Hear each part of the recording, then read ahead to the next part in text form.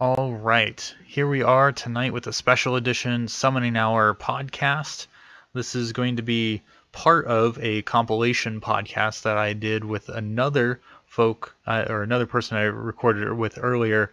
We're going to be changing the format of the podcast a little bit, or experimenting with it at least. So this is part of a conversation I jumped into on the Esports for Edu or education Discord, and I found Christian and Scott. Christian, formerly from UT Arlington and now with American Esports, and Scott from Rutgers University. And they were talking about struggles that they've had with student organization and the problems that come up with running these clubs that have no real template to them, no real format to them, and it's figure it out as you go. And some of these clubs are hundreds of students big, as I've talked to previously. And so these guys were really into helping, trying to solve the problem of another person who was going through some student organization issues. And it seems like that these two guys had a lot to say about it. And we're going to jump into some of their history, some of their learned lessons, and go from there. So, like, Christian, why don't you give us an introduction of yourself? Absolutely. Thank you so much. So, my name is Christian Gross. I'm currently working as the VP of Institutional Development at American Esports.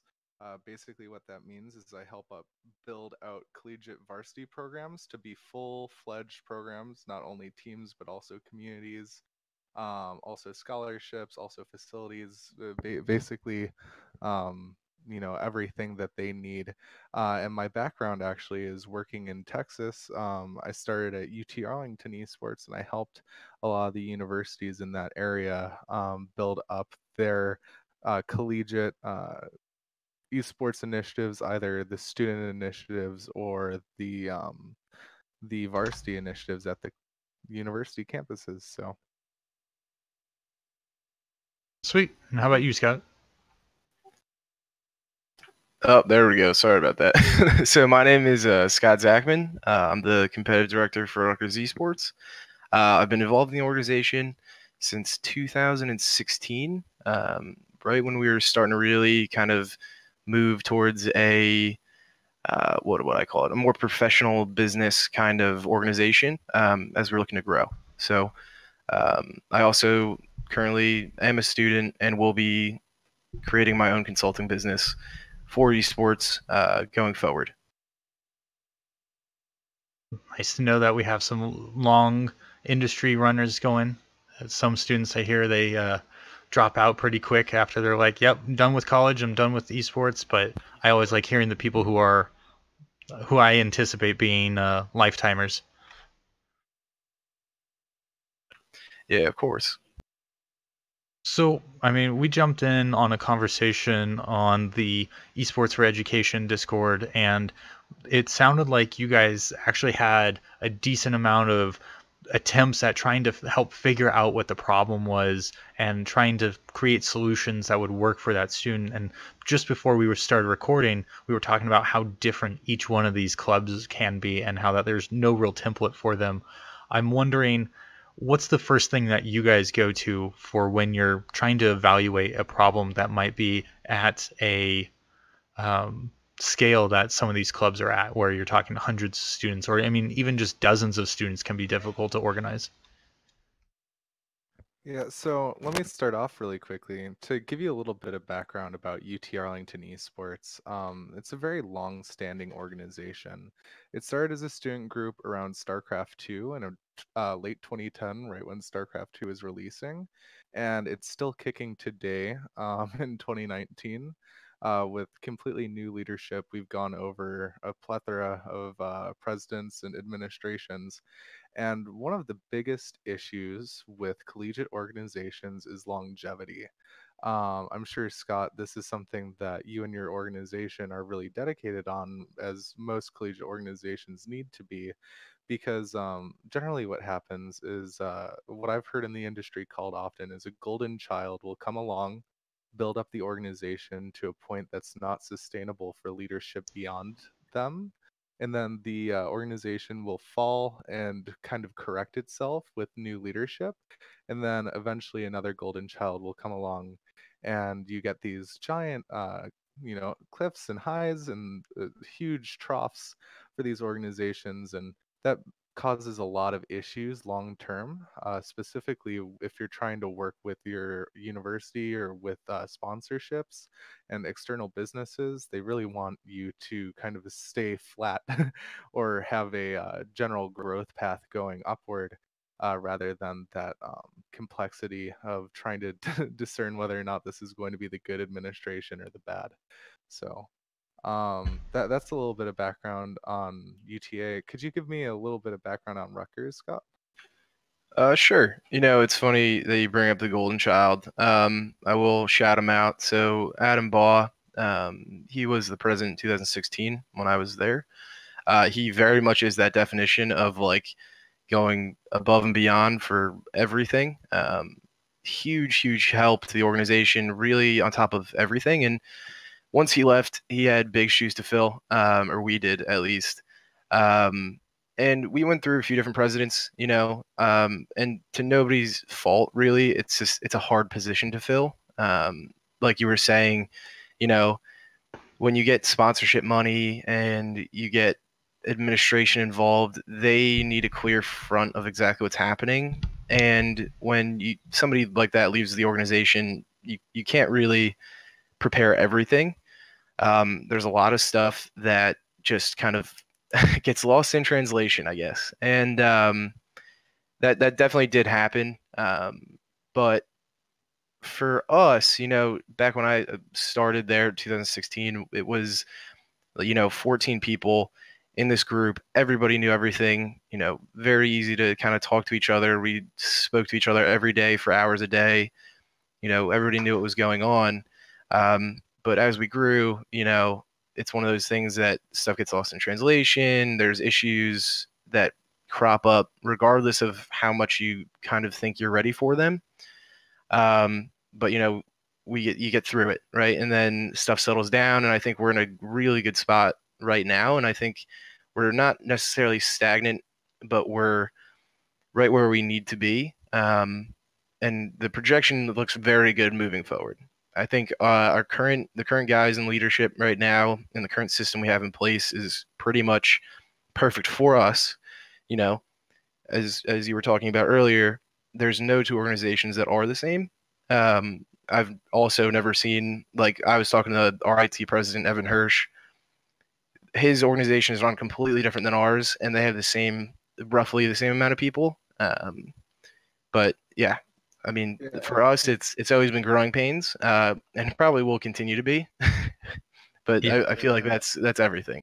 I can't imagine that esports for the next several years, collegiate and professional, is going to be nothing but growing pains as we all kind of figure out what does that ecosystem look like for collegiate, for professional, and who's going to mirror what, who's going to take what from the other to create that organization and kind of a self-governing like template for how esports goes. Because I think right now we're still figuring out leagues and how we handle individual games, and the speed of everything is fast. Like Apex Legends dropped in early February, and then everyone's off to the races. Collegiate Apex leagues, all the professional orgs or major ones are signing teams and like signing players. Like I can't imagine that the speed of collegiate esports slows down just because you're students or because of how many students there are. What's that like, trying to manage the speed of esports with students? Yeah, well, first of all, I want to talk on a point that Scott just brought up and that you brought up as well. Is there's a giant amount of growing pains, and no two organizations are alike in their structure. And I speak on experience of seeing over 100 different student organizations and working with them to fix their issues with leadership and whatnot. And there's no correct way. There's no right way. There are more correct ways. There are, general issues that you can fix that may be long-term problems. But it's really really difficult. And when you're talking about something like Apex Legends or really Fortnite, I'd say Fortnite was the most troublesome from a student perspective. Um, when you're organizing these, you need to have a way to keep your entire organization bureaucratic enough to keep as many people as possible, like organized whatsoever. You know, you are an organization, but as little bureaucracy so that people don't get frustrated and break off, because you add too much useless bureaucracy to these groups, and they end up splitting off into their own organizations, and then you have to start from square one again. It's almost like a video game. It's hilarious. um so yeah, specifically on that topic, I think that that's something that I'd be interested in kind of delving into more. Just the fact that, Scott comes from a background of your organization has like multiple divisions for each game, et cetera, right, Scott? Yeah, we have, I believe, 12 competitive different games that we compete in. Yes. Yeah. And UT Arlington at one point had at least a dozen games, and we had multiple teams in each game. Like right now, I know UT Arlington has 4 League of Legends teams. They had 3 Hearthstone teams, 3 Overwatch teams, plus all the other ones. It gets absolutely insane to run that. Now, the way that we did it at UT Arlington was a lot more bureaucratic, and it was a very like stamp structure where it's like you have your president, your vice president, your board, your etc. And it was very top down, but that can be really hard to run because individual games start to feel like they're not being represented like in the best light, etc. But what you're giving them is more structure and more ability. So the way that we played around that was, sure, we were more bureaucratic, so their voices may not have been able to get through the the horde or the cloud of voices, like other organizations if they were their own club. But we did offer a huge amount of assistance and everything else, like actually marketing their group and their tryouts and actually having branding for their teams, etc. So that was the real like kicker for us, is like making sure that you're providing just enough to keep them in, and that you can keep growing the organization without having everything break apart. So it's a fine balance. Yeah, it's funny, that you bring this up. Because, I'm at least in more of a mindset to, yeah, we do have a lot of bureaucracy, but the students deal with that enough at a large school like Rutgers. So, like, the way that I run, at least the games that fall underneath me, we have a coordinator for each game. Um, that is kind of like the Division 1 coordinator, and then they kind of delegate stuff out to like D2 and everything. But again, I won't go into too specific just yet. Pretty much what happens is like I give them a lot of free reign, and then we do pretty much what you said, right? Which is market them, on our own social media as the Rutgers esports social media. Um, we literally have a system right now that's just like, hey, if you guys want a post made, like here's the Excel sheet, fill out all the information, send it to social media, and boom, post is done. And that kind of goes through a lot of that bureaucracy. It just cuts through a lot of that. They don't need to come to me for any of this, and necessarily anybody could actually make a social media post. It doesn't have to be the coordinator. Um, that's just what we've found to work recently. Obviously, it gets difficult with the amount of social media requests that come in and kind of finding a hierarchy of like which ones we need to be posting. Um, but yeah, again, it's the same stuff, right? It's marketing, it's jerseys, it's all that kind of stuff that we generally do, just in a different fashion, I guess Arlington would do. Um, so that right there is a huge difference. But Yeah, and from like to that line, one of the things that we found, because our organization at one point was 1,800, 2,000 students participating at the same time, and our officer team was over 24 individuals that were only officers, and then the coaches and the players and the analysts. When you have that many people, especially with the graphics requests and everything, and they're flooding in, it becomes kind of a nightmare to sustain a certain level of quality. So to give you a little bit of an idea about UTA, because it was around so long as a student group, it's had different dynasties, basically. The first dynasty was what we call the Patrick Dynasty, and it was very focused on the competitive aspect of the club and not as focused on the community aspect of the club, because the idea was that the community aspect will figure itself out while the teams will lead. And that dynasty ended up coming about and bringing in a championship HOTS team and some fantastic winning other teams like Hearthstone and StarCraft, etc. But what it didn't do, it didn't really engage the students. Our events were hitting around anywhere from like 60 to 150 people on average. And then the second dynasty really started to build on that and bringing in more event infrastructure, etc. And then the third dynasty really started bringing into that online community and really showing what it means to have all of that. But then once you took away that middle ground, there just wasn't enough bandwidth across the officers in the organization to make sure that there was a blossoming student organization with community events consistently. Like we had events with up to 1,000 students going to them, and like 4 or 5 LAN events every semester, weekly Smash tournaments, monthly FGC tournaments. Like it was absolutely insane. We've held like launch parties, but our team sucked.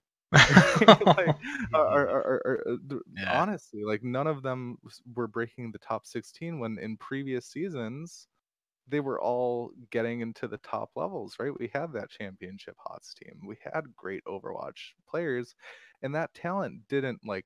It wasn't like we didn't have the talent there. They left. They got fed up because there wasn't enough focus on them.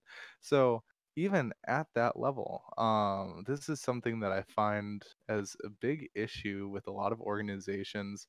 I'm going to call it vision casting and being a vision leader for your organization and having a long-term vision that sustains beyond each leader. And that's something that I've been working really hard to imprint on my organization. We have a lot of alumni advisors in the group, so that vision kind of sticks around. But the idea is to be able to have our cake and eat it too and be able to do everything. You need to have those sustainable outcomes for student leadership so that you're not just choosing one or the other. You have the best of all of the worlds. Yeah, and it's funny, for us, like I think it was, yeah, again, it was 2016. Um, there were 12 or 14 of us, I can't really remember. Um, and up until then, they had just been meeting in like Livingston, which is one of the campuses, in one of the student apartments. And up until that point, there was no real meeting structure, right? We would sit in this apartment space for anywhere from 2 hours or like 4 or 5 hours, right? I remember some nights we'd be there until 3 a.m. And it wasn't necessarily, it felt right for the time, but it was a change that needed to happen because there was no real structure to it. Um, and I came up with the idea to do the first summit, right? Because at this point, Rutgers Esports was a thing. It wasn't necessarily what it is now at all. At that time, it was there was obviously, to be a club at Rutgers University, it's mandated by the administration there. It has to have a president, a treasurer, and then a third executive position, which is, again, generally filled with a vice president. And then the actual club members were also the presidents of their specific game. So I was privy because I had started the Overwatch club, and I had a say on that board, essentially. That was our first real structure, right? It was very simple, very like basic, but it really didn't have any of those long-term goals that you were talking about, and the summit that I did and created was one page. I had one page. I had one page of things that we wanted to talk about. I told everybody to get dressed up like business professional. Didn't have to wear a jacket because I knew not many of us had one, just being college students. And we spent about 12 hours, I think, maybe 11 because we had an hour-long lunch break on a Sunday or a Saturday, and hashed out that one page into 16 pages of future goals, goals for the organization, what we wanted to do for our next steps. Where is Rutgers Esports going? Do we want to be a director, or do we want to be a department at Rutgers University? Do we want to be under athletics? Do we want to be under student services? And of course, we weren't going to figure all that then and there, but I think that helped us very much so for the future of, here are the goals 1 year out, 3 years out, 5 years out, 10 years out. What does our organization look like? What is our legacy that we're leaving behind for people to kind of grab onto and create? And I went back and I looked over those notes, and none of them we talked about so much, and none of them are in place right now. Oh no. In a good way though. It's not necessarily a bad thing. I think it's, goals change and ideas change and evolve over time, especially for the actual club of Rutgers Esports. And it's funny to think that you can plan. We can plan as much as we want, but what it really takes is people just getting it done and doing it, and having that structure in place for when it is done. Who's taking over, who's in charge, who's doing what. But yeah, I think it's just funny. So, quick question. I mean, you mentioned like you sat down and you did that long day. Like, I like the idea of getting dressed up and everyone coming to work basically. I like that. How much was that of? How many of the people who were there for that are still within the club, and how many have them graduated? And hearing that you did that big moment, and it seemed to be something moving the club forward and setting those goalposts for yourselves, but then to hear none of them are really enacted on because things change, how much is that because leadership transitioned? And I mean, again, the speed of esports changing as well, about the priorities or your dynasty, like the dynasty idea, coming and changing with the different leadership. How much did that impact the application of that attempt to set those future goals? Well, so the first question, there are three of us right now. I was a transfer student and I took a year off from Rutgers University in 2017. I'm still kind of active. I helped out here and there, but didn't really do much. Um, right now, it's Alice Balashova who's graduating with myself, and Sebastian Romero. So Sebastian was my secretary, quote unquote secretary, really my assistant, just helped me out, took my notes, that kind of thing. I'm a horrible note taker. I don't like writing notes, but the three of us were in that meeting. Everybody got dressed up. We all took headshots, took a group photo as kind of the first, like, hey, this is it. This is how it's going. But to continue, I don't think it was malevolent. It wasn't like the next president came in and was like, oh, this is stupid. We're not going to do this. It was much more like just keeping up with the times. It's hard because you have a whole new group of people the next year that, you might have a good team this year, you might not have a good team. When you can't give out scholarships to students, you really have nothing enticing them. And it really comes down to, are we retaining the talent that year? And are the people that are there, they're going to give it their all for something that they don't necessarily have to? It's kind of like a more of an internal drive in that sense. Can I But that step also, in really quickly? yeah, sure. So, actually, one of my favorite topics is retaining talent, in terms of both managerial talent within the organization and retaining top talent. And I've talked with the guy Patrick, who managed the championship HOTS team, and I think it's completely possible without scholarships. In fact, I think that scholarships are a very short-term boost to being able to grab and retain talent.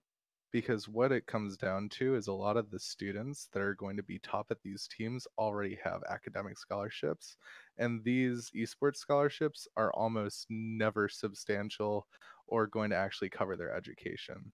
One of my favorite sayings that he passed down to me was talent begets talent, which basically means if you have talent, more talent will want to come. The thing is a lot of groups that have talent that have like one or two really good players. So, like, say we're talking about League of Legends, right? And you have a challenger player and a masters player and a few like D3 or D4 players, right?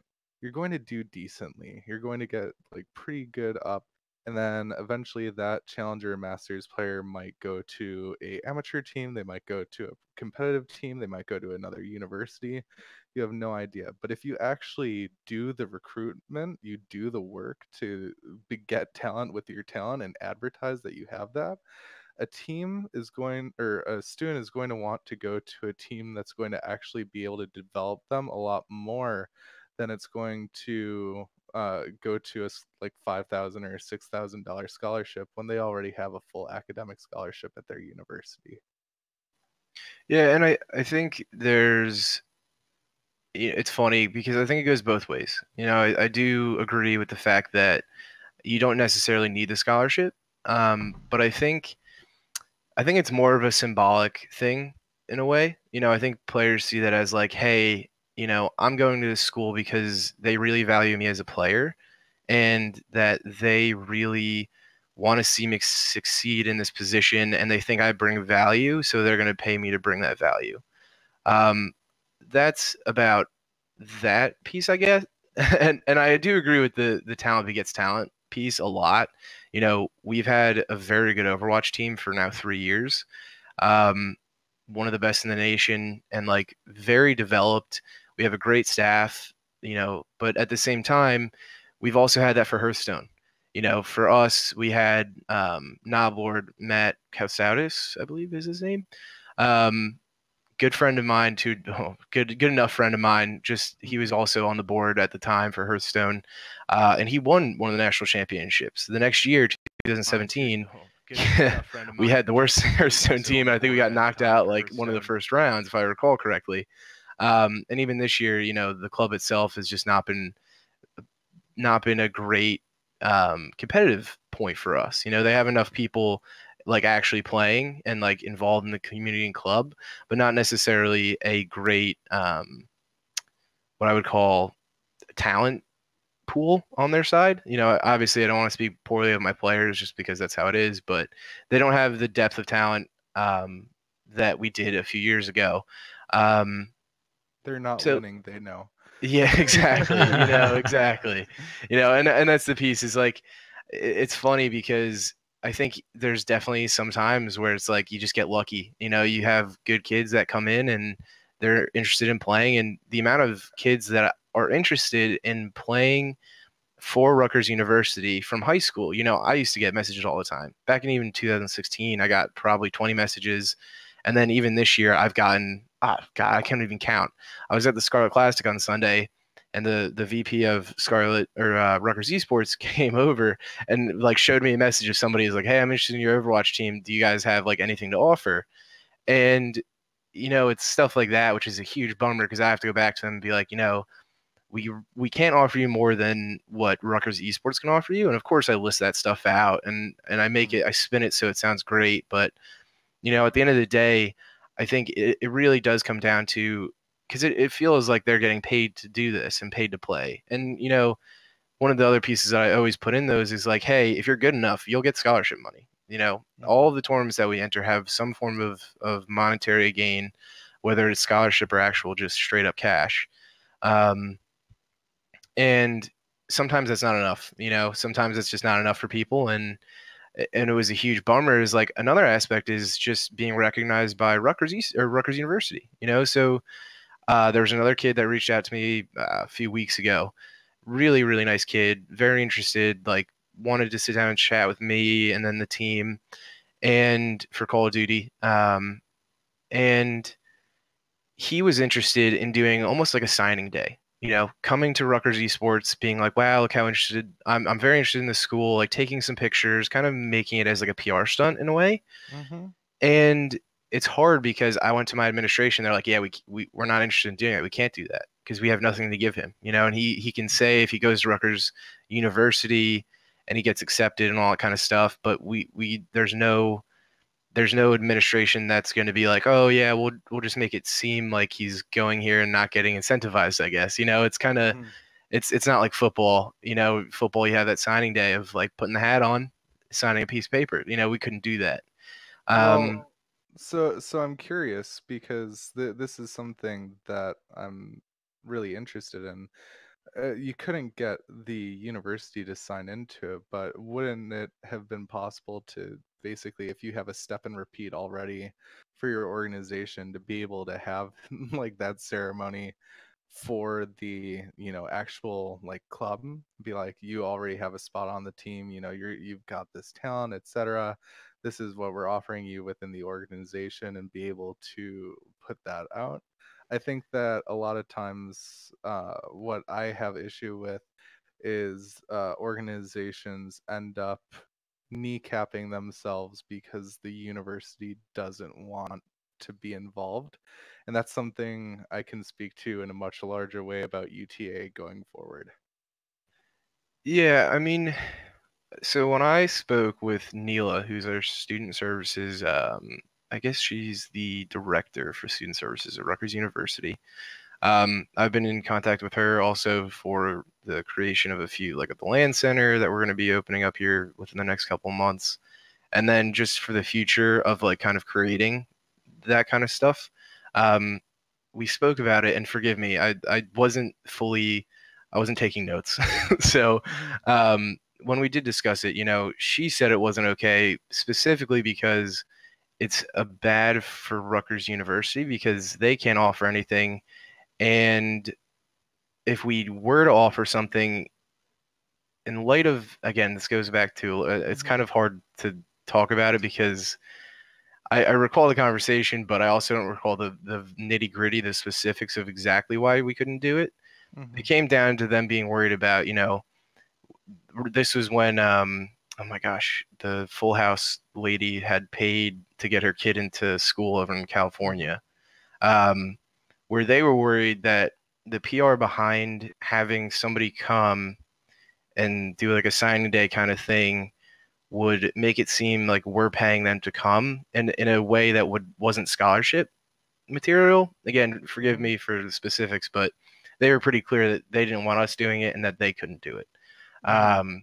But it was something that would possibly happen in the future. Um, and it's actually one of the other reasons, we went through athletics, or we tried to go through athletics for a long time. And one of the things that they told us was we wanted to play for, or we wanted to do the varsity league for Hearthstone and TESPA, or Mhm. excuse me, Overwatch. And we Mhm. couldn't because no administrator would sign the paper that said that we were varsity. Mhm. Obviously, we were trying to kind of circumvent that and just send it to random administrators, be like, hey, just sign off on Mhm. it. And the reason behind that, especially with athletics, they're like, we want to make this a PR thing. We want this to be like they want the recognition for it as much as we do. We just want to play, but they want the extra clicks on the website or on the news or anything like that. Mhm. Um, and we've had a lot of issues, but at the end of the day, for me at least, it's always come down to, do it and then ask for forgiveness. It's not Mhm. necessarily ask for permission because whenever we ask for permission, it's usually a hard no.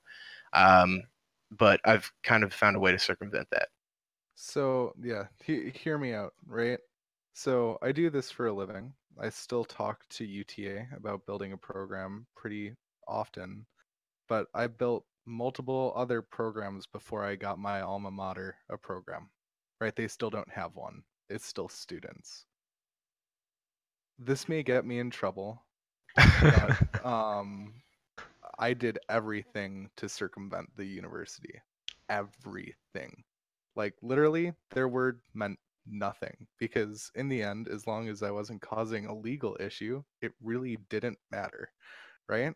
And in the end, the university ended up happy because we grew a giant student organization and got a bunch of press and were recruiting fantastic students into it. But one of the things that I really want to talk about is, again, please, please, please, as a student, do not kneecap yourself because your university says no. In fact, one of the things that you'll learn in university and you should take from it is the fact that you on your own have a lot of power if you're willing to believe that you do. And if you're Sure. willing to take the steps to go that distance. So, in that light, right? We had an internship program that was an actual internship through the university into our organization. Interesting. So Okay. That's Interesting. there's a subtle brilliance to that. and the whole reason that we had built it out was to get more eyes from graphics design students to help us build the graphics requests, because we had one or two artists and it wasn't enough for all of the graphics requests we had, right? So we wanted the best talent at the university. So what we did was we talked to the actual person doing internships. It said, hey, can you put this on the page? And within a few days we got like 7 or 8 people saying, yeah, no, we'd love to do it. And we ended up picking one and working with them for a while. And then we ended up, I think, using a few more of them. Here's the thing, you really can do whatever. As a student, a lot of the business deals that we pulled for UT Arlington, like with DreamHack and with Optic and with Monster, they went through me, and then I gave them to the university club, right? Because legally, the club couldn't take them, but I could. It Yeah. was a way to get that system, because we wouldn't have had those opportunities otherwise. If I didn't sign them, if I didn't put my name up and my reputation up for the university club, it wouldn't have happened. So, Well, it's there's just funny because Mhm, that's like we've been doing stuff like that forever. I'm not going to go into too mhm, specific because because this podcast is a thing, and just in mhm. case, And you you can't give never know away who's all your listening. and you can't give away all your secrets. Yeah, but I'll give you a good story on that piece. So 2016, I was, again, this is when I was the president of the Overwatch Club, and our Overwatch team was really good. We had a great shot at going to finals. We had just placed, I think, third or fourth or something like that in fall. I was on the summer team. We had also placed fourth in that. And in the spring, that's when they do the big one, where they fly all the students out and do the LAN. And if you go back and look at that video, you'll see 6 students wearing Scarlet Knight T-shirts to get those. Oh my gosh! So originally, I went through Custom Ink, who is an approved vendor for Rutgers University. That means that the Rutgers administration is okay with them using certain graphics for certain things. Mhm, Um, and we had a great graphic designer then, Jackie Chen, amazing graphic. She's done most of the graphics for Rutgers Esports, even some of the ones that you still see today. And she created this logo. She uses Reinhardt's face and then the Scarlet Knight plume coming out of the back of it. And we thought it was amazing, right? It fit mhm, perfectly for Scarlet Knights. But I go to Custom Ink. I'm like, hey, we want to print these shirts. I'd actually aggregated like 50 or 60 other people who were going to order these. They'd paid me. We were ready to go. We didn't expect any issues because it was the design itself was obviously more Blizzard than Scarlet Knight. It was just the mhm. red plume, and it wasn't. Again, the graphics are handmade, right? So they weren't Yeah. necessarily the same. And Rutgers University came back after Custom Ink sent them like the approval, and they're like, no, you can't use this. Mhm. Blizzard came back and said, hell yeah, you guys can use this. Here's like an order for 12 shirts, and for me, it was a huge bummer because that meant we couldn't go through Custom Ink. I had to refund all that money, do everything else. But I ended up going to a third-party vendor down the road and was like, "Can I get these printed?" And Mm-hmm. they were not an approved vendor, and Mm-hmm. we ended up getting 6 of those shirts just for the players. Well, 7 from one for myself, and that was kind of the start of realizing, how far can we get just circumventing the university, and again, I won't go into too specific because some of them we still use today. Um, you know, that's just it. We've done that for a lot of things, but there's certain stuff where we know it's going to be an issue. We Mm-hmm. know, uh-oh, if we do this, like, we're going to be in hot shit. So, How many of the people that are listening to this have marketing that you put out for like posters and things like that? One of the really fun things you can do is have organizations for individual games that you don't actually use as organizations beyond what you technically need to do for the university. And each of those have a free $100 of printing or free X amount of dollars for printing at your university. Go oh, that's wild. interesting. Yeah. Well, for us, I mean, it's actually per student for printing. Hmm. They get like a certain amount that they can print, and then you get charged also. But Is it again, it's just that the concept. single pages, or are we talking like large scale, like 7 foot by 10 foot posters? No, posters, it's funny is we have to go through Staples. They don't even, Rutgers doesn't have printing that can do that. Really? It's funny. My boss at work was like, "Hey, my daughter needs to get something bound for her thesis. Can you just like look up Mhm. real quick and see if Rutgers does that?" And I'm like, "Okay, yeah, sure. I'm sure they do at one of the libraries or something." We have 10 libraries probably across our Mhm. campuses. Not one of them can bind or print that many pages. And I was like astounded at that.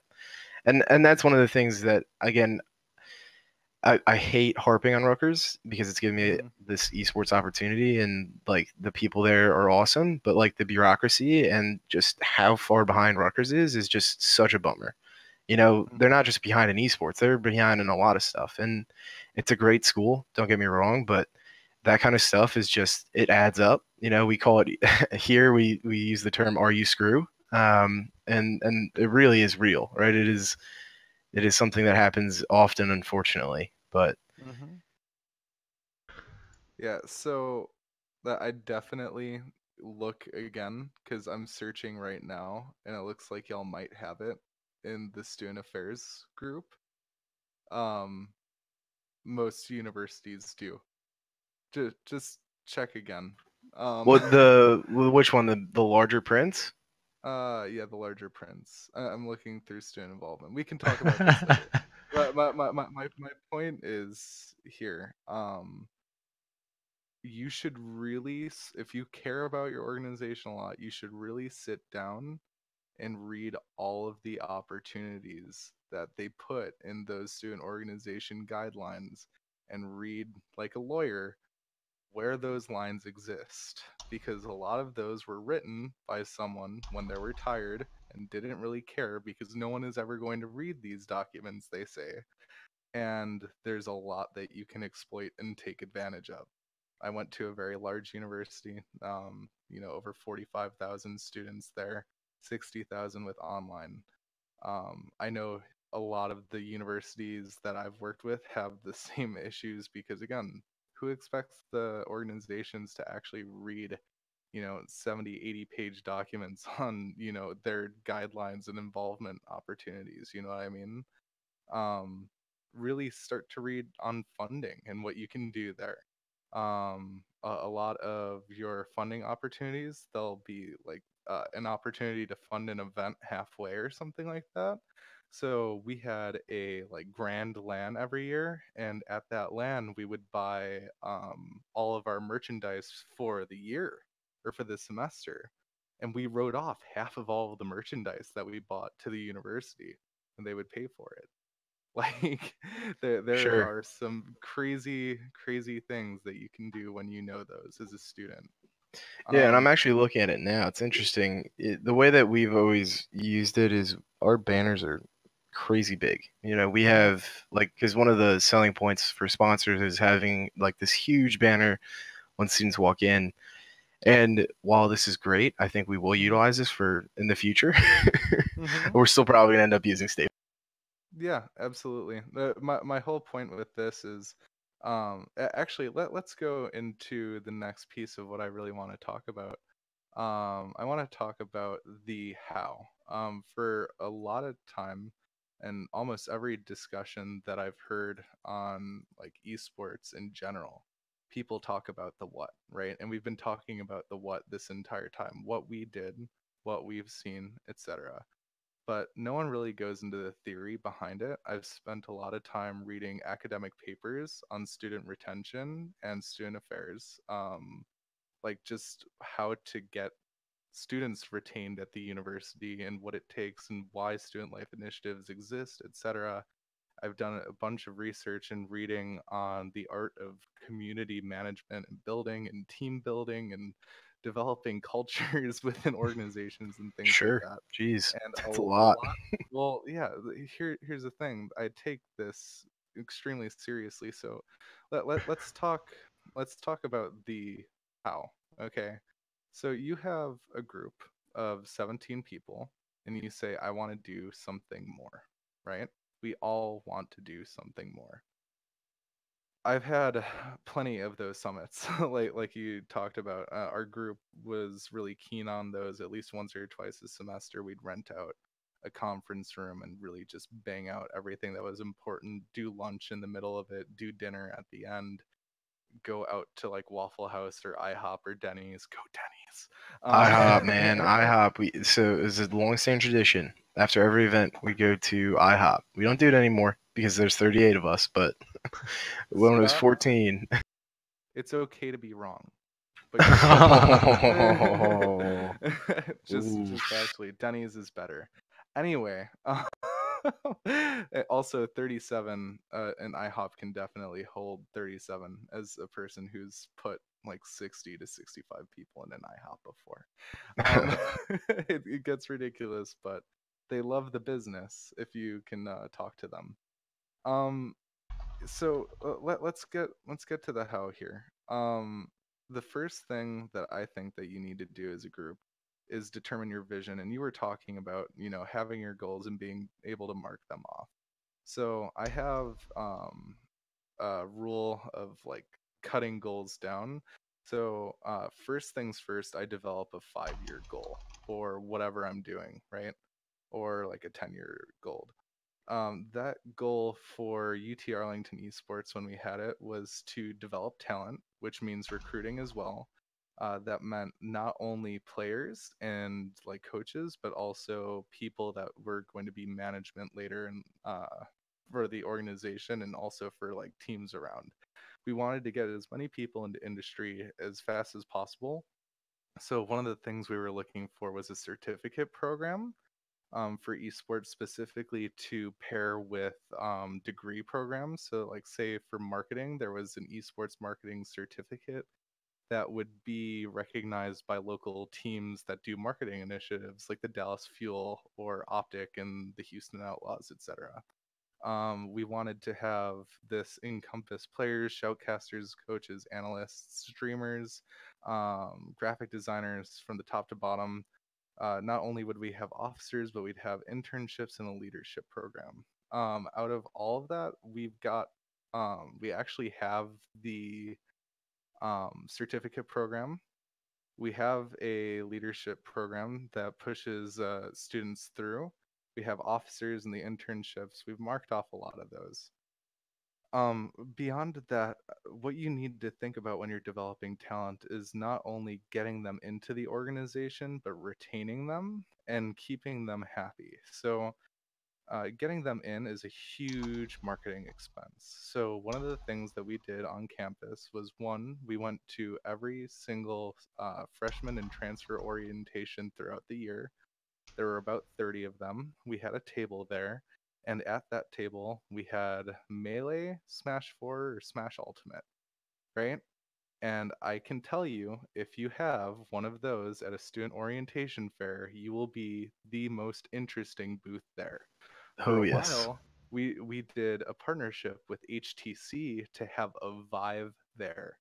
The frats were giving us like eyes because we literally had like a entire corner the orientation fair that was dedicated because the lines were like going around the other organizations.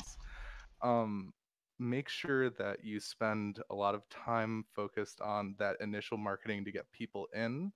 And then the second thing is make sure that you get them retained. So once they're in the group, they need things to do now and they need things to look forward to.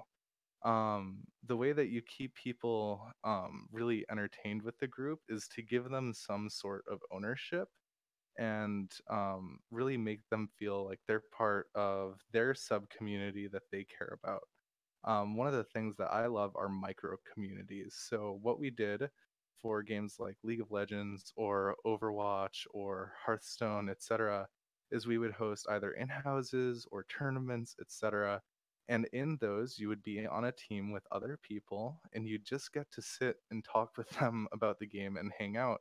And eventually, as you got to know everyone, that not just by going to a general meeting and doing icebreakers, but by actually playing the esports that you care about, micro communities would form where these people would be playing games together, but in the UTA esports chat, or in whatever collegiate group your chat is in. That retention matters a lot because not only are you competing against all of the other groups on campus, but you're also competing against all of their friend groups. These guys use Discord all the time. It's really important for you to make sure that you offer something their friend groups generally don't, which is the localized idea that not only can I do this online, but I can do this in person. So have in-person events that are not only focused on gaming like LANs and tournaments and community nights and all of the like, but we really focused on having midterm and final study days. We did a Get Mactive challenge where we did weekly visits to our gym or activity center called the Mac, and people would play basketball, and there were surprisingly a lot of really great basketball players at UTA Esports. I'm 6'5" and I got dunked on. And you build that community, you get people wanting to really talk about the things that they care about within the groups and then tie it with the esports program that's giving them that, and you will see something that blossoms and becomes a lot bigger than you ever wanted. And So, yeah, I'm just gonna jump in there and be like, hell yeah, we're doing all that. yeah. For us, it's not even a how anymore; it's a what. It's Hmm. this past year has been great for us. We have 3,800 members throughout Rutgers University. That does include alumni. Not many; they make up a very small fraction, but um, that's really what we've done. Even on our own executive boards, like just inside of our 38 people that are on the board itself, we have that kind of micro community, right? Which is, people go to the gym together. They'll go play basketball together. They'll go out and eat together. We literally have a food and hangout section in our Discord, just in the esports Discord, and then also in our executive board Discord. Um, and even that, we have 4 events. We only do 4 just because it lines up nicely with TESPA, and we have our weekly meetings, which a lot of people come out to, like 100 something plus, um, come out to, and it's literally exactly what you just described. And we kind of got there by luck. Hmm. Um, we've just had this great opportunity to like create this program. Again, I call it luck because it really is. I think a lot of it is dedication and hard work on our end and just trying everything. It wasn't always like this. We definitely hit that retention wall, right? Where people weren't staying. People didn't want to hang out. People didn't want to come. They didn't even want to hang out online. But a good example is like CSGO right now. Online, they have this great program every Monday. They'll do in-houses, right? They'll have 20 people probably, Hmm. and everybody plays in-houses together. And some of it's our executive board, some of it's community members, and then there's probably a few guests. Um, and for us, we've kind of focused on retaining that. Because we're able to, right? I don't have to focus on that. With me as competitive, I obviously know what's happening and what's going on, but that's the benefit I think of having the structure that I do at Rutgers University is, we have these different groups of people doing 100 of different things, right? Just for me being competitive, and then we have HR who's doing stuff like we'll have our summit again, much much shorter. It's only 4 hours now. um, but we'll have a summit and then we'll have a retreat the next day, which is just everybody goes to hang out that's on the executive board. And then furthermore, like our events throughout the year, obviously we have our Friday events just for the general public, and not general public, the Rutgers Esports members, and then whoever else wants to join at Rutgers University. But we'll also have, events like we have spring social and fall friendlies, which is pretty much what you're talking about, which is, everybody's going to bring their computer and kind of hang out, but it's not, there's no competitions. There might be like 1v1s or anything, but it'll just end up being this group of people hanging out, talking, chatting, eating, and just kind of developing those communities. And for us, it's always started with going to student events like Accepted Students Day, and literally just having a table out at one of the campuses or all of the campuses and putting Smash out there. It's only Smash because people just, that's so easy to play. That's it. Obviously um, we have stuff like Rocket League and everything else, but that's just a few examples, and I think we're not quite there yet. Fisty Yang, he's in your chat right now, and he's a Overwatch player. He was the first part of the winners for what do you call it? The Apex Collegiate Tournament. So he was one of the three that won the first one, and we actually had two teams get on that board. I think the other team came in eighth. But it's funny he brings it up is like there's no point in going to Overwatch Club anymore because the Overwatch Club president currently has only been really kind of joking around with like competitive and not really doing his due diligence to the community members. Um, and I think that's one of the biggest things is like we're not quite there, but obviously this is going to help me a lot right now. It's going to help me kind of develop a little bit more. It's a lot more insight, especially because I'm going to be doing a seminar on community building at the end of this month down in Atlantic City with our social media director and our current president, Tommy Palka. But you're so right. It's just, it comes down to just having this outlet for not just video games. It's a community. It's people don't like just to play video games all the time. They want to hang out with their friends. Yeah, absolutely. And one of the great points there is I loved what you were talking about the in-houses and the communities, specifically like the micro communities of the games, okay? One of the things I hear when I talk about this on a grand scale, and I completely understand it, is when you're starting an organization, all of this grand scale stuff sounds great, right? Of course, you want to dream to this, but how do you get there now, right? So what we just talked about, both of us, is really the 5-year goal, right? Especially if you're starting right now. Like this is probably not attainable if you're just starting your organization now within the first 5 years. You have to have a lot of golden children at once, or a lot of very motivated individuals, which it sounds like Rutgers did. But for something like UT Arlington Esports, it had those crazy highs and those crazy lows for so long that it took 9 years to even get there, right? And every single organization across the nation, every organization that hears this will be different. But what you can do is build out this plan, right? So we're talking about 5 years. So let's talk about 1 years, right? So say, we were both starting organizations from fresh, right? We both got stuck in a time machine. We had to go back to a day where this is barely starting again. What are your short-term goals that you're building up to get to those levels, right? One of the things that we did was we had an opportunity for guests that were not UT Arlington students to participate in community events like in-houses, because strictly UT Arlington students couldn't always fill out a 10-man for a while. And the way that we did that is we invited all of our friends, right? We got other universities involved that didn't have programs yet or great student groups. We had students from all across Texas. We have one from Alaska that still hangs out with us. Some people from Louisiana, etc.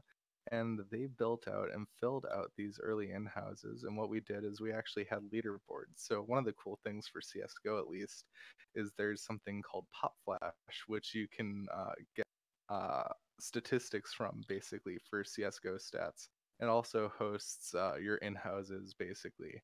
And what we did is we had this leaderboard of people's ADR and their like general win loss in these in houses, etc.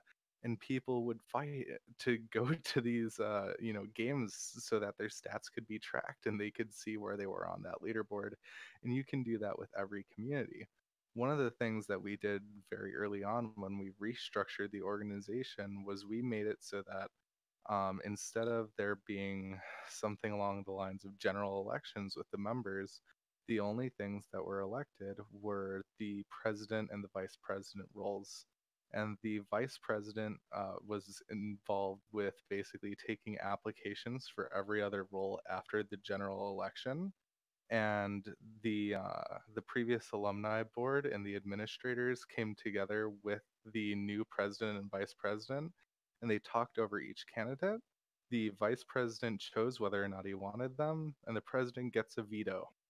And they can veto, but that veto can be overturned specifically for or specifically by the administration if they think that there's some foul play there. That was something that worked really well. So we kind of brought that to a microcosm as well with the games. So we have a lead director of games that basically looks over the community directors and the competitive directors for each game, and has that ultimate power basically of, hey, you are in love with Overwatch, you are doing a fantastic job fostering competitive teams, so we're going to not or bring you in, and now you're the director, right? And you can mediate those conflicts and make sure that you're not just screwed for a semester or two with a director who really doesn't care about what they're doing, by having that extra bureaucratic push. The problem is you have to make sure that when you're writing out the bylaws of everything that you're keeping outside forces involved.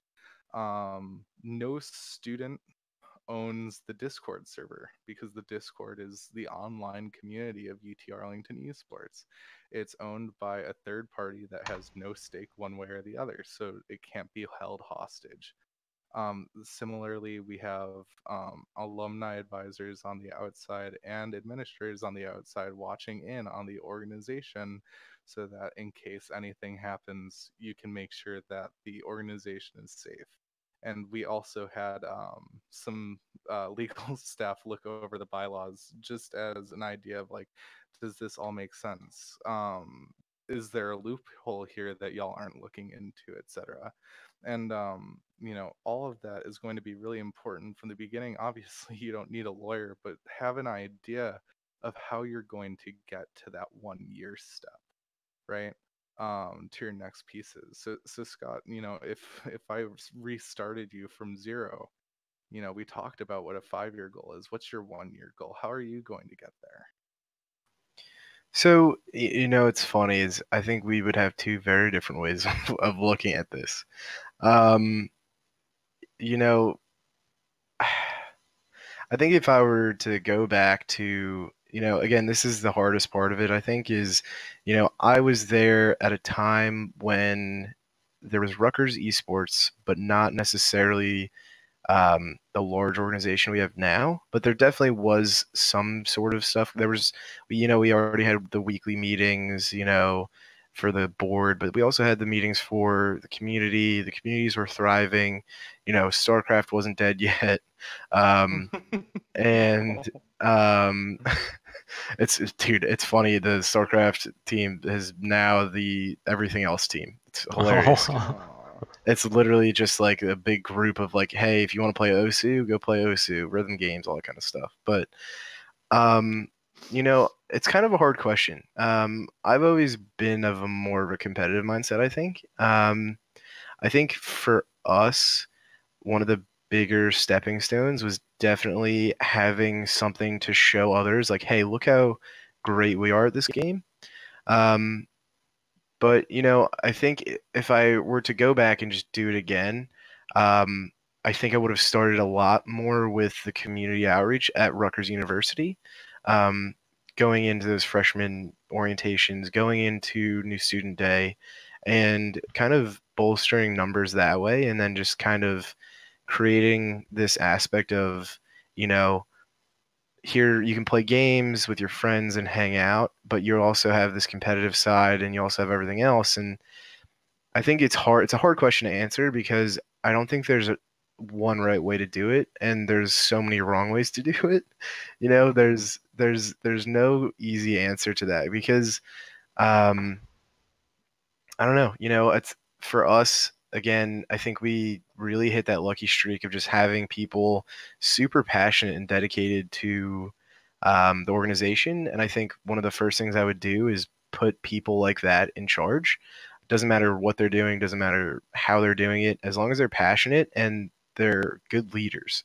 I think that's super important. One of the questions in that Discord that I answered, it was like, you know, one of the issues that he was having was one member of the community trying to control everybody else. And I think this is why I like to say, and I tell all of the people that go through the executive board at Rutgers Esports to say, this is a professional organization. If you want to say that this is something that you've done professionally for 3 years or 2 years, however long you say it, I will back you up on that. I will give you like any sort of recommendation that you need or anything like that, because at the end of the day, it's not just a club anymore. You're working with sponsors, you're doing community outreach, you're doing volunteering, you're doing stuff that a normal business would do. And I think you need people that are in this mindset of, I'm not here to play video games. I'm here to get work done, and it's all business. To a degree, there's room for fun. Obviously, it's college. You should be like hanging out and enjoying it. But at the same time, if you want a serious organization, you have to have serious people. And that's just it, and that's that. I tell even all my competitive teams, the name of the game is, whenever you go to a LAN, whenever you play against another team, it's a business trip. Um, and I think it just comes down to, you know, you're there's things that are expected of you, and the only way that you're going to make this organization better is by kind of following through and listening to other people and creating a community that's also not super like-minded. We don't want to hive mind, but we also need those checks and balances, and a lot of that stuff has to be followed through with, and you need people that can do that. I think one of the first things I would do is just make sure that the people in charge have a mindset that is open and really interested in pursuing esports as a legitimate interest, not just a hobby. Because that's when you get people that will let the organization down, or you get the overzealous people that a great story is. I have no shame in saying his name, Vincent. 2 years ago, he was again. It harkens back to what you said about having a third party as the Discord. He didn't necessarily hold it hostage, but at the time he was our systech, kind of not, I wouldn't say advisor, but our director essentially. We didn't really have a title exactly at that time, but he changed passwords that he shouldn't have changed without like knowledge of the president knowing or the vice president knowing, and created a huge issue within the organization. And like luckily at that point, we actually had a legal student, a good friend of mine, Zachary Sinkowitz. He came in and he had written our constitution. He checked it over. He showed his advisors, his teachers.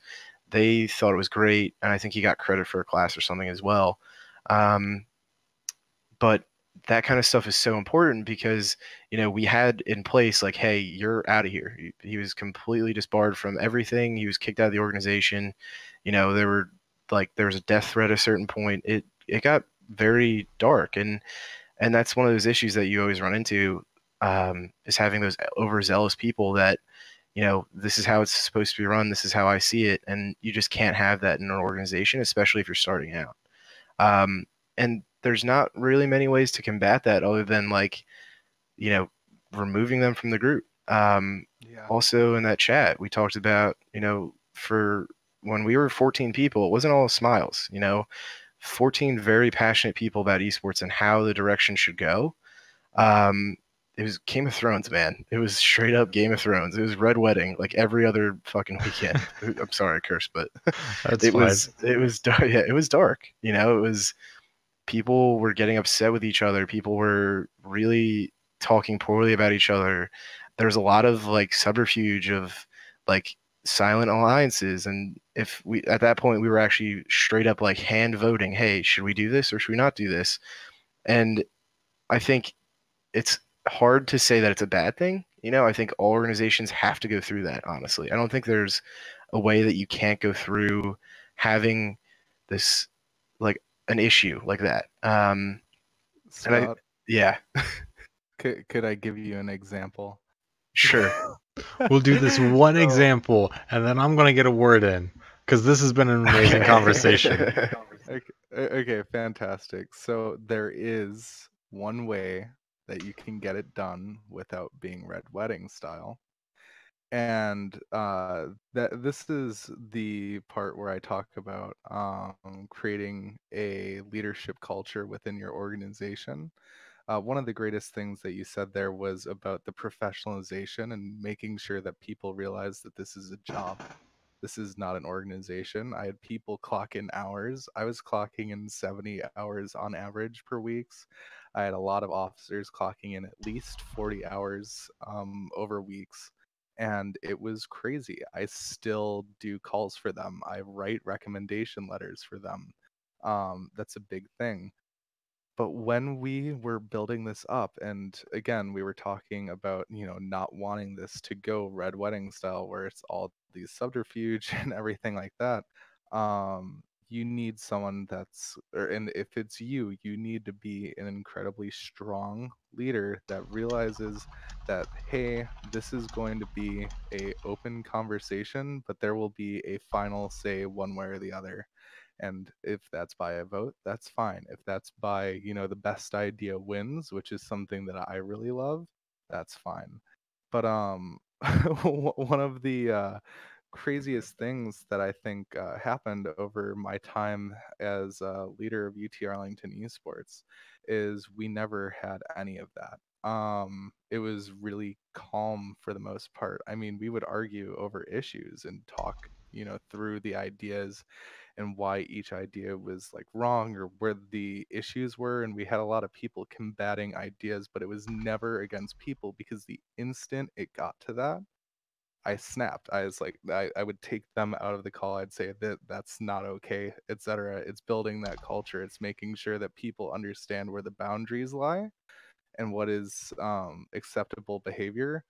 But I also understand that that's not really possible for, every person to do. It was just the way that I found most useful, honestly, because a lot of the time, what I was doing as a leader of my group was I was building out business relations, right? So one of the coolest things that I ever did was I brought the Arlington Esports Arena to Arlington, Texas, right? And I was lobbying cities. I was talking to them about the economic benefits. And I didn't have time to really be super into, hey, what's going on between the people in my organization at that time, right? What I had to rely on was the past 3 months of me talking to them and developing this culture, that culture would stick, that would be something that they cared about maintaining, and it did. I got lucky. They all cared about it. But again, that is a one-off scenario. I realize it's not nearly the rule, but it is possible. It's. Oh, I'm sorry. You're up. Yeah, there we go. So, I mean, we have talked so many problems and so many solutions, ranging from, I mean, everything that no club is identical to yours and you're going to have to put your own twist on the solutions, to dealing with longevity and retaining talent, going around university when the university says no. I mean, solutions like ownership, creating ownership and identity in a community, or circumventing the university in creative ways through exploiting the club amenities, internships, motivating the student interest, maybe through class credits. There's no end to this conversations, because there's no right way of doing this esports club right now. There's no clear understanding of like the right way, and I mean it's going to change region to region, school to school, bylaw to bylaw. If there's something missing that we haven't discussed, I'd be really curious to know like your number one problem that you see students facing, because it sounds like that there's so many easy ways for them to go down a path and then course correct along the way. I'm wondering what's like the thing that they will hit, because as you mentioned, Scott, there will be problems. Every organization has problems, and it depends on that radical candor of being honest and building relationships with the people around you to actually move forward. So I'm curious, what are those biggest potholes that these clubs are going to hit as they're forming or as they go through transition? I mean, I will say mine. It's pretty simple. At least in my mind, it is. You know, at the end of the day, these are college kids who are still coming into their own. You know, we've all learned a lot in college, whether that's through classes, but I think I've learned the most through Rutgers Esports. And I think the biggest thing for me, and my biggest suggestion to anybody who's starting a club or anything like that, is to have the board executives, all of them in a chat labeled group therapy.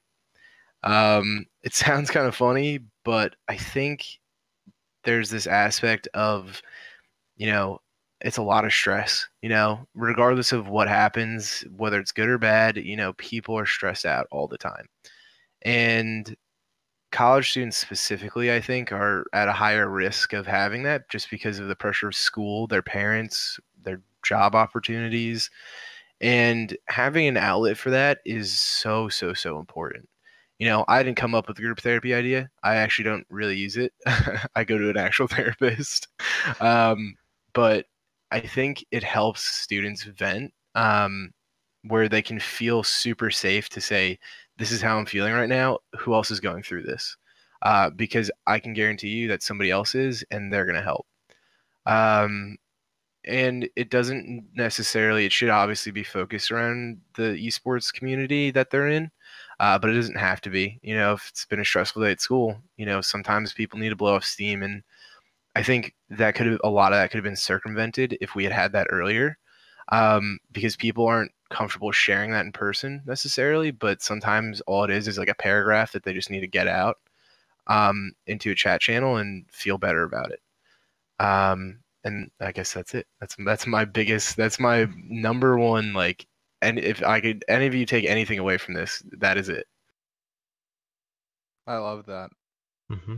I'm going to go a completely different direction, and I'm going to say the biggest issue, because I see the best indicator of success of an organization in their independence of being able to basically do what they need to do regardless of an outside force, whether that outside force is a university or anyone else. Is actually figuring out how to make the organization profitable enough to run everything that you want, right? So, in order to run UT Arlington Esports, we need to have step and repeats, we need to have banners, we need to have all of the printing, which is an insane amount of printing. Not even like the $900 of free printing covers it all each semester. We need to hire on graphic designers. We need to hire coaches and analysts. We need to be able to pay for trips, not only for business development, but also for teams to go out to tournaments. We need to be able to pay for everything, right? Events, like event space, and we need to be able to buy the switches and the Ethernet cables for people to use and be able to pay for event drops to be put in the rooms. And we need to be able to pay for jerseys and merchandise. And if you didn't get the idea, there's a shitload of things that you really need to take care of with money. And every single student organization that I have met, barring one or two, has a huge problem with money. One, they don't go to their accounting society and take on an accountant that actually knows what they're doing to create budgetary statements. And the second thing that they don't do is they never think about the financial streams. First thing that you can do is create an organizational Twitch and have every single student that has a Twitch Prime membership pump it in. Free monthly income. You can give them benefits. You can have events regularly that take in $5 per person. But if you start growing those events to have 200 people, 400 people, 1,000 people, that $5 starts to mean a lot. You can have different levels of merchandise. Every organization is going to have a club shirt that's a marketing cost, right? You're selling that club shirt basically at cost to you, maybe a little bit more, so that everyone that goes to the organization is going to buy it. And then you're also going to have cool merch on the side that the people who really want to give back are going to be spending on as well. Merchandise is a fantastic way to build up. You can do raffles, you can do tournaments, everything that teams, professional teams generally do, or organizations or businesses around this space generally do, you can as well. Talking about sponsorships, while we were running our organization, we got up to $25,000 in scholarships from each individual. Now, that was only one of the groups that gave us that much. But whether it was in-kind benefits or actually flat dollars, the amount of sponsorships that were coming within were huge, and the benefits were amazing. And that really boosted our ability to do more for our students and the members in our organization than anything else could have. Because, say if we wanted to use the ballroom, because we had so many people, we could fill out the entire ballroom, and we had the fire marshal called on us, right? We couldn't have done that if we didn't have enough money to just outright buy it, because the school wasn't going to give it to us. The school said no, right? We had to buy it. So we bought it. We bought the techs. We bought all of the equipment to run it. And we ended up pulling a profit on it too. And we were able to do more bigger things for the students of UT Arlington Esports. And I think that if you're really looking to grow and you're really looking to be something more than just a small group that, is for gaming enthusiasts and it's really an in crowd, you really need to take control of your finances as a club. One quick question. I'm sorry before you go. Oh, it's all right. How much did Arlington charge you guys for I guess think about the largest space. How much was the total cost for one space for maybe one day? The largest space that we could have done was 3,500 people. And if we wanted to rent out the entire thing, I think that would have been $15,000 a day before we were spending on banners and sound and lights and everything else. The space that we ended up doing, I think after techs and everything else, came out to like 3,500 or 4,000 that we ended up spending on it. Oh my gosh, I wish. So, Scar Classic 5, one of our, I guess, mantras for the time being is all of our events are free, regardless of who comes, Rutgers students or non-Rutgers students. It's something that actually will change in the future, starting next year, I believe. The Rack is the largest place that we could get for an event. It was $15,000 just for the day. So it was a lot of money. There's a lot of money raised. It's super hard. I agree 110% with getting your finances under control. I think that's probably second to doing a group therapy for me.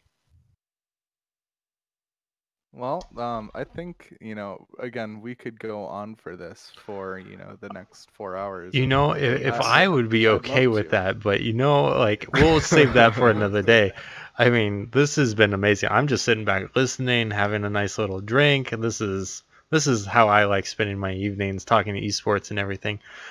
Just want to thank you guys for coming out and doing this conversation. It's been phenomenal and highly insightful. And we're going to have you guys back representing UT Arlington and maybe get some of the people out there who are there right now to join you. And Scott will have to get Rutgers on the podcast as more of the formal episodes. But hey, you guys feeding off of each other is exactly what I was looking for. Exactly kind of what I think is representative of collegiate esports. We're here to rise the tide for all ships, and we're working together to do it. As much as there is the meme wars like around the NYXL Spring Rally or the rivalries being formed and everything, like we're here for each other. And I mean, I'm not even associated with the college, and I'm here trying to bolster this ecosystem and all your schools and everything. And this is the fun part of it, like theorizing and trying to help each other out. And I just want to thank you guys for spending the time to do this with me and have this great conversation. And I think you guys have a lot more to say, and I would love to dive into that more another time. But for now, why don't you guys take turns doing shout outs for your organizations, for your schools? I want to hear it. I want to share it. Let's go. All right, I guess I'll take lead then. Yeah, I was gonna let you. Okay, so first of all, if you're interested in attending UT Arlington after hearing this, I definitely suggest looking at other options in the area because they do have scholarships and full programs Oh, there now. you go. And I help build them as well. But if you are interested in UT Arlington, go to utaesports.com or discord.gg/utaesports, because it really is. It's a fantastic community, and there's a lot there for you.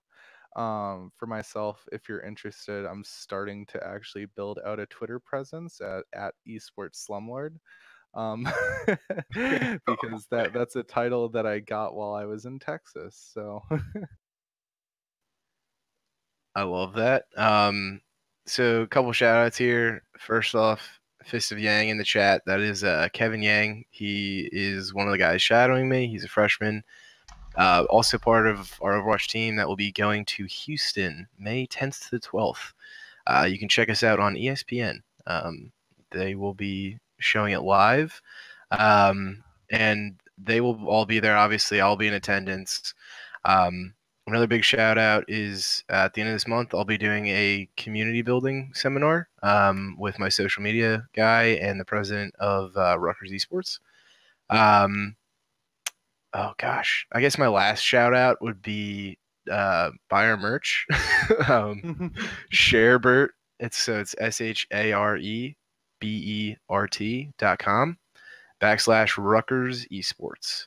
And that will bring you to the page where we actually just launched today. A lot of work on my part and our Overwatch, or I guess Overwatch coordinator, Kenny Small. Really great hookup there with the guys over at Sharebert. Awesome guys. If anybody else in the collegiate scene is actually looking and interested in getting merchandise started, definitely go to them. I can give you the hookup. I'm at Scott_Zachman, ZACKMAN on Twitter, and feel free to hit me up there. And one last thing, if you are a university or a university staff member that's interested in getting esports started at your school in more of an official capacity, feel free to send me an email at christian@americanesports.net or go to americanesports.net to learn more.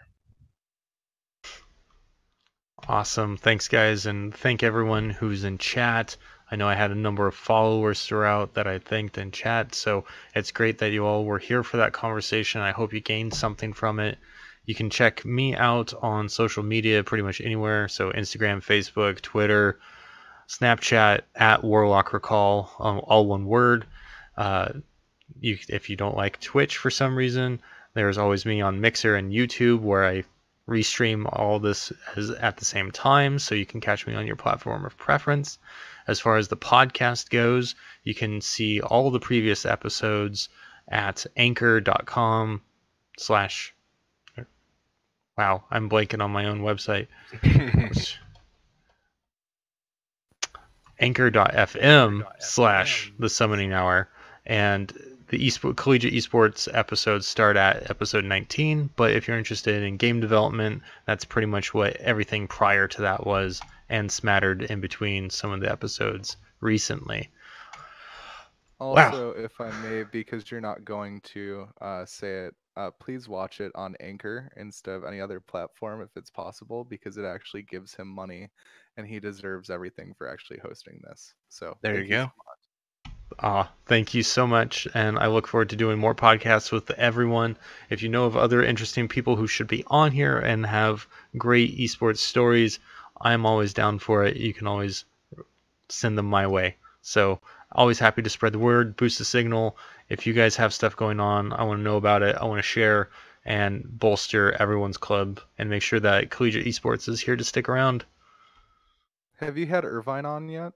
Yeah, I talked to, was it Kathy Chen? She runs Fantastic. Yep, I had her on in December, so that was a fantastic conversation. Like, she had succinct answers to everything. I'm like, I don't have a follow-up to that because you just gave me a complete answer. There's nothing more I could ask about that. That was actually probably one of the hardest interviews that I've done because the answers were just so on point. How about the Washington Gaming Association?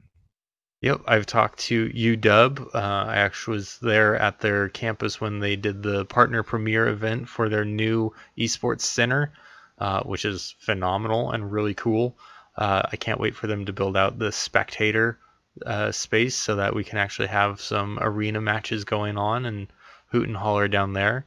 I've talked to, I've talked to a lot of colleges. I'm going to be talking to Wazoo again next month. That's Washington State University. I'll talk to them again next month, see how they can incorporate some of their education tracks into esports and vice versa. And so there's a lot of growth going on in Washington, and I'm excited to know about that and be digging into it. So yeah, any other connections you guys have, I'm happy to dig into it and see what else I can do to help.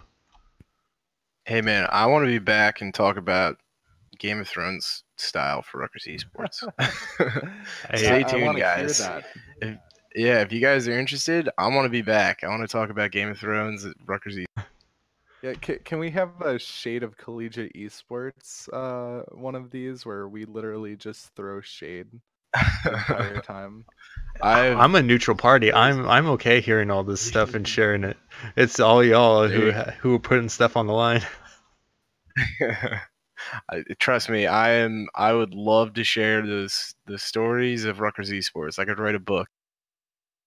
Absolutely. We'll do this another time. Let's coordinate offline, and we will make sure that gets done.